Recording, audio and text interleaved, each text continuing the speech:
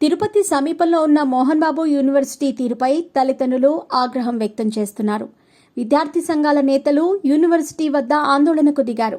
Tirupati rural రంగంపేటలో Shri విద్యా Niketan Mohan Babu university ఉంది.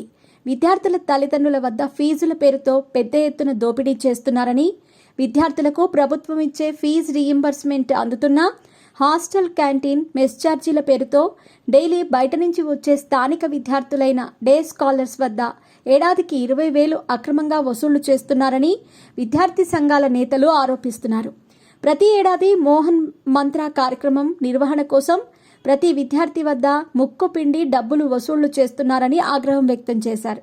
గతంలో ప్రభుత్వం నుండి ఫీజు రీయింబర్స్మెంట్ అందలేదని, ఇదే మోహన్ బాబు రోడ్డెక్కారని గుర్తు చేశారు.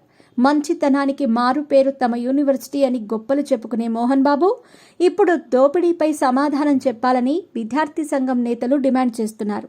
ప్రశ్నించిన విద్యార్థులపై కాలేజీలో బౌన్సర్ల చేత దాడి చేయిస్తున్నారని, రంగంపేటలో ప్రతి ప్రైవేట్ హాస్టళ్ల వెనుక మోహన్ బాబు అనుచరులు సన్నిహితులు ఉన్నారన్నారు.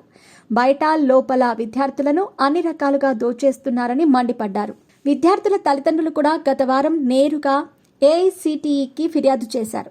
ఫీజు రీయింబర్స్మెంట్ ఉన్నప్పటికీ పెద్ద ఎత్తున ఇతర ఫీజులు వసూలు చేస్తున్నారని, బిల్డింగ్ ఫీజులు సహా కాలేజీకి వచ్చే విద్యార్థులు క్యాంటీన్లోనే తినాలన్న నిబంధన పెట్టి భారీ డబ్బులు వసూలు చేస్తున్నారని అంటున్నారు.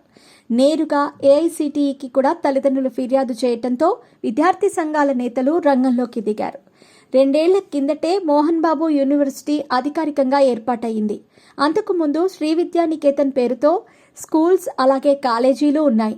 యూనివర్సిటీ హోదాకు అవసరమైన అనుమతులు రావడంతో ఎంబీయూ ప్రారంభించారు.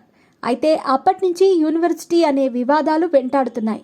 ప్రతి ఏడాది మోహన్ బాబు పుట్టినరోజున కాలేజీ వార్షికోత్సవం పేరుతో నిర్వహిస్తారు. దీనికి కూడా విద్యార్థుల నుంచి డబ్బులు వసూలు చేస్తారని విద్యార్థులు ఆరోపిస్తున్నారు.